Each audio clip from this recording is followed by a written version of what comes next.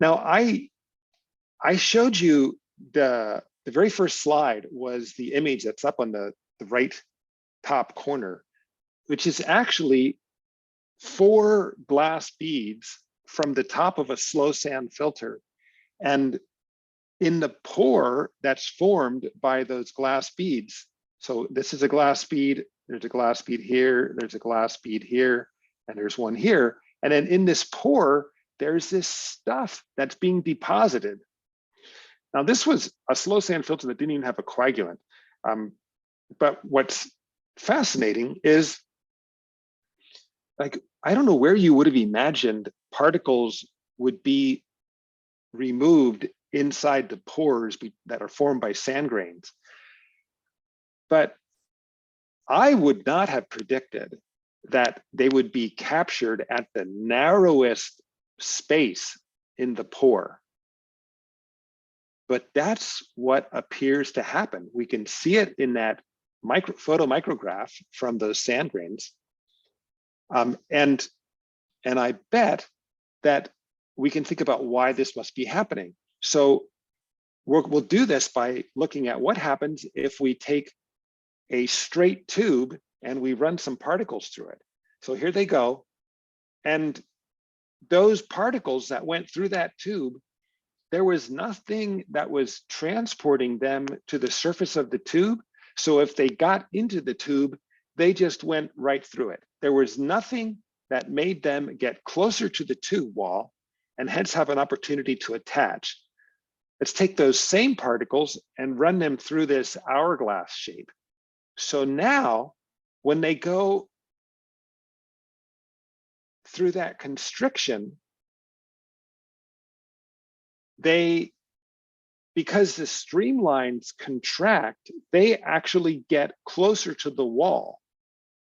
Does that make sense? If you're flowing through a constriction, you actually get closer to the wall when you go through the constriction. And if you were close enough to begin with, that little fact that the streamlines compress is enough to transport you close enough to a wall so that you hit the wall. You can only imagine this, right? You imagine you're flying down a tube and the tube gets constricted and it's still big enough for you to go through, but you end up hitting the wall at the constriction because you were going straight down through a section and the streamlines converged and you end up hitting that wall. So that's what's happening to these particles. And this is why particles are captured at the smallest places inside in the constriction of the sand. So particles are deposited at the constriction. And here's this other insight. The biggest part of the filter pore remains empty. So this is a big aha too.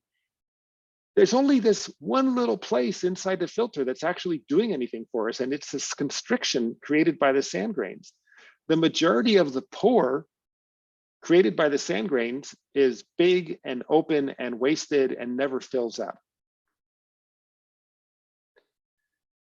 And then this last piece is the big particles can't attach to a partially filled restriction because the force of drag acting on those particles is too large. And so they just get pulled right through or pushed right through. Okay, and if we think about a filter that is operating in an agua clara water treatment plant where there's a clarifier first and then a filter, how big are the particles that are getting to the filter? So here's a plot of terminal velocity of particles as a function of what those particles are made of, the density of what they're made of. And the purple line is the capture velocity in our plate settlers. And so if we take 0.12 millimeters per second as our capture velocity, we get a flock that's about 27 micrometers. And that would be the largest flock that would tend to escape the plate settlers. Okay, so that's the biggest flock that we would expect to see getting into our filter. And of course, the clay might start out as a few micrometers in diameter. So it's a whole bunch of clay, nonetheless, inside this flock. And a hypothesis, and means I'm at the edge of knowledge here. I don't actually know, but maybe these constrictions that are made up in the filter are made up primarily by the larger flocks that are making it out of the plate settlers and into the filter. And so there are a bunch of 20 micrometer blue dots placed on top of the flow constriction that I showed earlier, showing how they could kind of make this flow constriction. And then of course, smaller flocks are going to fill in the gaps between the bigger flocks and make this continuous structure that is this constriction. So this, is it clear what I'm trying to draw here? This is this constriction that is forming, that is being made up of flocks. And this is the remaining hole through that constriction that all the flocks that don't get caught travel through. So here's a couple views of that system, and reminding you that this is going back to what I first saw in the photo micrograph that I took, goodness, back in the very early 90s, like maybe 1993.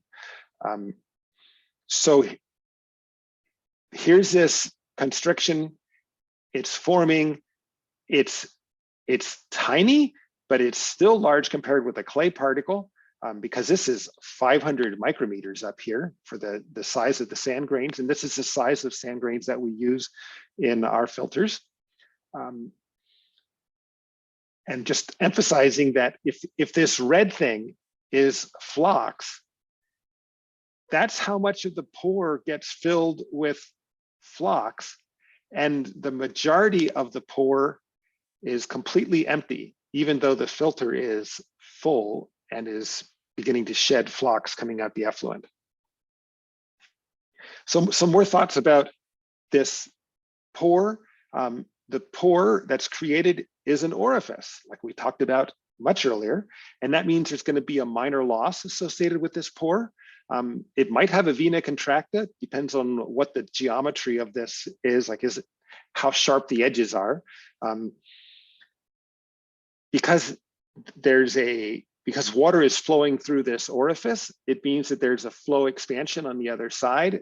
There's a minor loss, and it has a minimum size because the velocity goes up as it gets smaller, and finally that causes too much drag on any additional flocks that try to attach. And then there's this other insight. Okay, that was about the pore, but now the red part of this constriction that I'm saying is made up of a whole bunch of flocks that have formed this little constriction.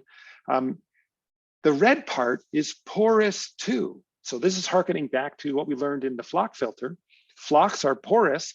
And so some of the water going through our sand filter is actually flowing through another filter, a flock filter that has formed in the pores. And this is a weird design for a filter because some of the water effectively bypasses the filter and goes through this pore, but some of it flows through these flocks.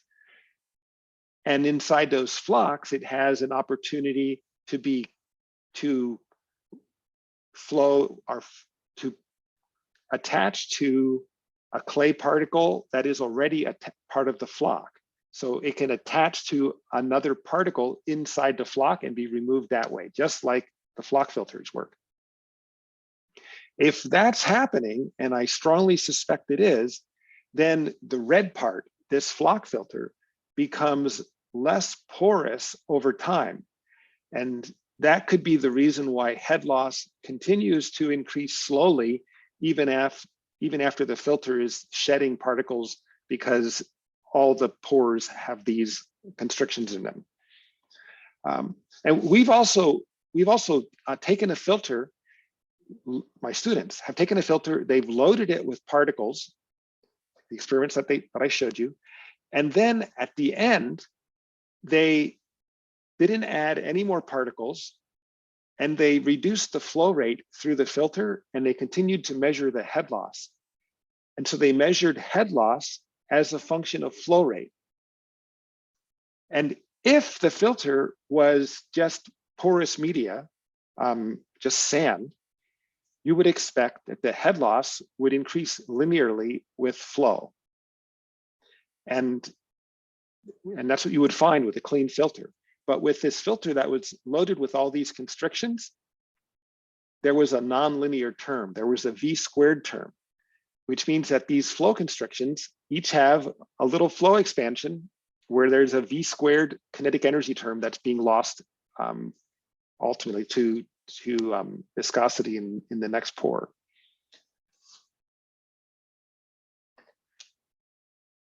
So here's another question. Why is the head loss at failure lower at a higher coagulant dose? So remember we saw that result? They added more coagulant and then it failed sooner.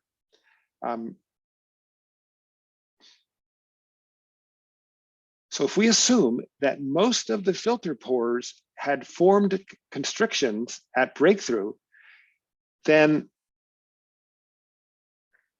that means that when they added more coagulant, that the head loss per constriction was lower, because the head loss was lower when the filter failed. So that means that the head loss per constriction was lower. And that's consistent with the hypothesis that larger flocks can't attach as easily because the drag force is higher, and the flocks were bigger because there was more coagulant added, and so in the flocculator they grew larger. It's also consistent with the hypothesis that large flocks are more porous, and thus more of the flow is through the red part of this constriction. It's through the deposited flock. So who knows what's going on here? Both things are possible. It's just very intriguing. Let me just breeze through this one. The insight is that the actual flock size distribution, the ratio of big flocks and small flocks that are going into the filter, are going to influence performance. And if you wanted to model what's going to happen in the filter, you would need to know what that flock size distribution is, I think. And so there's more to learn here.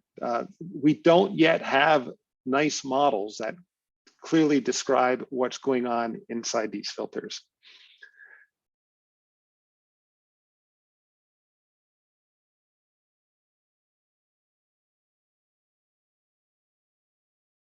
Here's something about connecting how the rest of the plant works and how the filter works. If we were to improve the performance of the clarifier, then there would be fewer particles going to the filter, and the filter would have longer run times, longer times before it starts having particles breaking through. And the reason that we care about this is we're going to end up backwashing the filter. We're going to run water backwards up through the filter to clean it. And that takes a lot of water. And that water is essentially wasted or needs to be recycled back to the plant. And so we would like to reduce how much water we have to waste to clean the filter. And that means we would like the filter to operate for as long a run as possible before we need to backwash it, before we need to clean it. So that would be an argument for doing something to the clarifier to make it work even better. And of course, I would be very interested in seeing if we can figure out how to make a flock filter that works even better. You could also invest in more plate settlers. If you had more plate settler area, you'd be able to capture smaller particles, and that would improve filter runtime as well.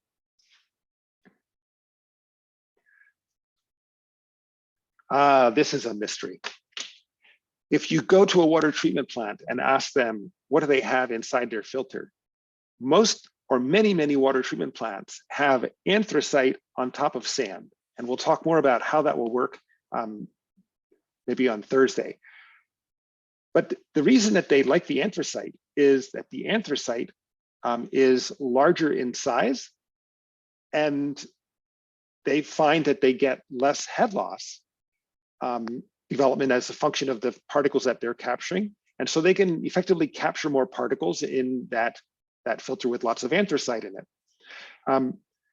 And the question that I am struck by is, well, why do they then put sand underneath the anthracite? Because what we just learned today is that there's this active filtration layer that, or active filtration zone that moves down through the filter as the filter slowly is, as the voids are slowly, or the pores are slowly constricted. That suggests that the sand doesn't do anything until all the anthracite is filled up. And so why don't you just get rid of the sand and just use anthracite? I've had this question for years and I don't know the answer to this one. And I don't know if we've had 100 years of misguided filter design because we didn't understand the physics, or if there is some other reason why having the sand on the bottom of the anthracite is helpful. I'm just posing that one as a very big question, worthy of some research. So my summary, flocks are the filters in the sand filters too. So flocks act as filters inside the sand filters. They only occupy a few percent of the void volume in a loaded filter. The head loss is close to linear with time. The head loss from constrictions is due, at least in part, to flow expansions as the water exits the constriction and comes out the other side. And larger sand or larger anthracite have larger pores that can hold more particles for the same amount of head loss. So if you want to reduce the amount of head loss that you have, you can use larger pores. Larger sand grain would do that. And with that,